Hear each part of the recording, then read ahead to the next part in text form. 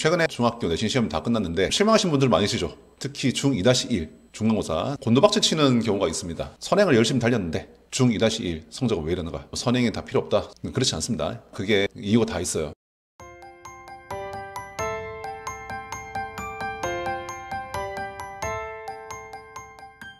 안녕하세요. 벨린수야 박준영 원장입니다. 오늘은 초중간 대상으로 설명을 드릴 건데 시적절하게 주제를 가져왔어요. 중학교 2-1 중간고사 점수가 왜 안 나오는가? 그리고 그것과 선행은 관련이 없는가? 거기에 대해서 정확히 말씀드릴게요.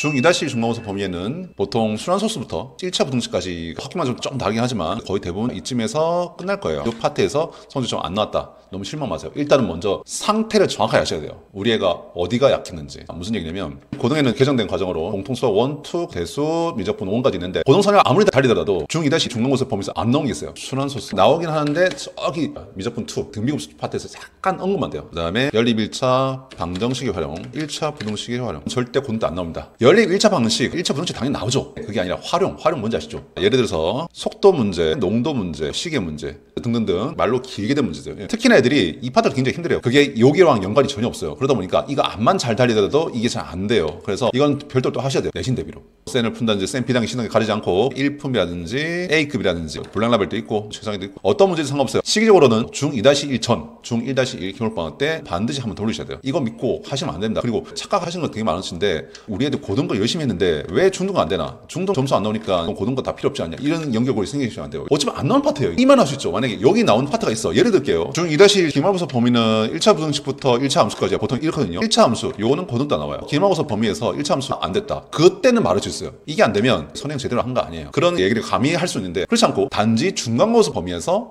성적이 안 나왔다고 하더라도 선행이 의미 없냐? 그건 아닙니다. 2-1 중간고사 성적이 잘 안 나온 이유 첫 번째는 중간고사 범위는 대부분 고등과정 연결이 된다. 암만 선행을 달리더라도 연결되지 않습니다. 그래서 따로 준비 안 하시면 안 됩니다. 그리고 두 번째 중2-1 전에 시험 연습 대비가 부족하다. 보통 초6까지는 애들 잘 하고 문제를 잘 풀고 우리는 좀 잘하나 보다. 그래서 중학교 과정을 먼저 달리시는데 중간중간 테스트를 안 보시는 경우도 굉장히 많아요. 본다 하더라도 시간 딱 잡고 보진 않아요. 시험 연습을 보통 하지 않거든요. 그냥 쭉쭉 진도를 빼요. 초6까지 그렇게 해서 가는데 문제는 중1학년 근데 최근에는 약간 변화성이죠. 자, 작년부터 강남구 쪽에서는 슬슬 학교에서 시험 보기 시작해요. 저는 좋은 변화를 생각해요. 그만큼 시험 연습을 미리 하니까. 제가 1년 말씀드리면 제가 예전에 M먹은 그 당시에 정말 잘했던 애들이 굉장히 많았어요. 그때 애들이 고등과정 수상, 수하, 수원투 이 모든 과정 다 떼고 심지어 미적까지 다 떼는 애가 있어. 심지어 성적이 잘 나와. 그런 애들 중학교 2학년 때 내신 시험 보게 됐죠. 내신 대비를 그 당시 학원에서는 제대로 하지 않았어요. 심지어 그때 쉬었어요. 대신 너희가 알아서 해라. 우리는 내신을 대비한 학원이 아니다. 한편으로 쓰는 생각도 있었냐면 이렇게까지 잘하는데 충동은 당연히 잘하겠지. 저희도 그냥 착각했어요. 근데 나중에 알았죠. 착각인지. 웬걸? 70점, 80점 맞는 일이 허다예요. 이걸 잘하는 애들이. 그 당시에 계대 같은 경우는 이거는 좀 잘 돼 있었어. 문제집 풀 때는 좋았어요. 근데 문제집 푸는 거하고 시험 연습은 다른 거야. 수업이 있고 문제집 있고 시험이 있어요. 이 세 가지를 구분해서 말씀드릴게요. 수업은 뭐냐면 처음 수업을 했을 때 그 수업을 애들 받아 먹냐 안 먹냐. 그 수업을 잘 이해했다고 해서 문제적으로 바로 연결되냐? 자, 그건 딴 문제예요. 이것도 안 된 경우도 많아요. 애들 가르치다 보면 이런 얘기 많이 들으시죠. 수업 태도나 수업 참여도 너무 좋아. 근데 희한하게 그날 분량을 그날 딱 풀었는데 그게 잘 안 풀린대. 수업은 이해는 잘 되는데 자기 혼자 푸는 건 잘 안 된대. 판서에 나와 있는 문제를 풀 수 있는 힌트를 주고 개념 설명해주고 그러니까 그때그때 해. 근데 문제집은 그게 아니죠. 그걸 다시 응용하는 문제예요. 없던 조건이 추가된다거나 숫자가 바뀐다거나 이러면 새롭게 느껴지는 애들이 있어요. 이렇다고 해서 우리가 좀 부족하나? 모든 파트에서 그러면 부족한 겁니다. 모든 파트에서 그러지 않아요. 예를 들어서 순환소수는 잘 연결돼. 근데 요 파트는 잘 안 돼. 실제 이런 경우 많아요. 말이 많다 보니까 조건이 새롭게 부여된 게 많아요. 파트만 달라. 한 번 그런 건다고 해서 우리 애가 전부 다 필요 없나? 그렇지 않고 파트 하나하나마다 구분하셔서 그 애 상태를 정확히 아셔야 돼요. 순환소수 파트는 이 연결고리 좋아. 근데 이거는 잘 안 돼. 여기는 그냥 넘어가세요. 문제 계속 풀리시는 거예요. 근데 이쪽 파트 안 된다. 어떻게 하면 문제집을 많이 풀어야 돼요. 아무렇지 않게 많이 푸는 게 문제집을 상중하로 나눠서 차근차근 올라가셔야 돼요. 하에 해당되는 거는 센에 있는 대표 문제들. 중은 센에 있는 문제 중에서 상 문제들.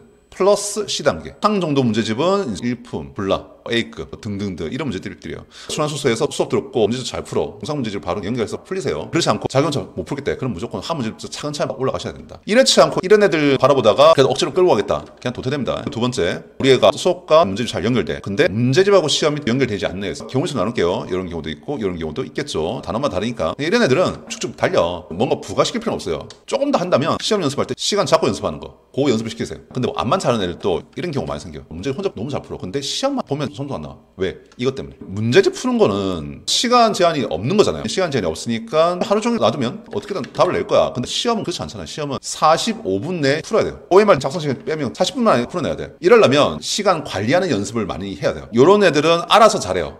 이런 애들 같은 경우 시험 배분이 잘 안 돼. 왜? 연습이 그동안 안 됐기 때문에. 최악은 뭐냐면 소수령부터 푸는 애들 있어요. 처음부터 그렇지 않죠. 중2-1 중간고사 소수령에서 많이 감점당했다는 애들. 더 잘해보겠다는 입장으로 기말고사 때 소수령부터 푸는 애들 있어요. 정말 최악입니다. 자, 기말고사 대비를 열심히 했어. 공부 노력량이 이만큼 올라왔어요. 이만큼 올라온 양을 가지고 그다음 시험장에 들어가서 처음부터 소수령 푼다? 소수령에 쓰지 말아야 될 것도 쓰게 돼요. 왜냐면 내가 그동안 푼 거를 막 보여줘야 돼. 소수령에 있는 얘기 없는 얘기 다 쓰는 거예요. 시간 다 잡아먹어. 이거 20분 잡아먹어요. 그럼 남은 20분 동안 이거 푼다? 풀면 좋지. 근데 대부분 객관식 마저 문제들은 굉장히 어렵게 남아있어요. 특히 강남권에서는. 이런 문제 턱 걸리면 뭐지? 하고 결국 문제 다 못 풀어버려요. 이런 것도 계속 당해봐야 돼요. 미리.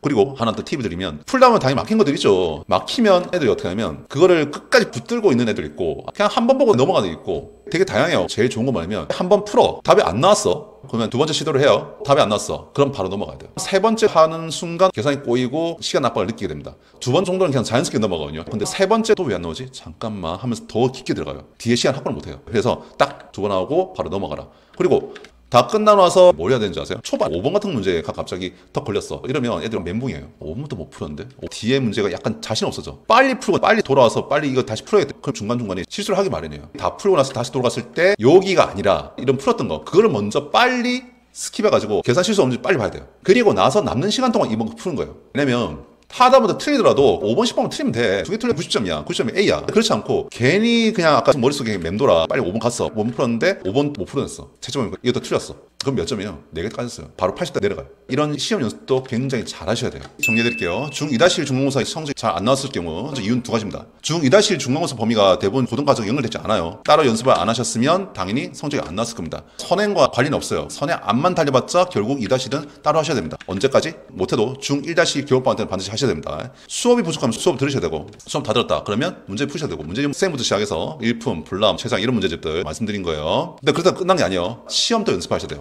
시간을 딱 잡고 푸셔야 돼요. 시간 딱 잡고 풀 때 소정부터 풀지 말라.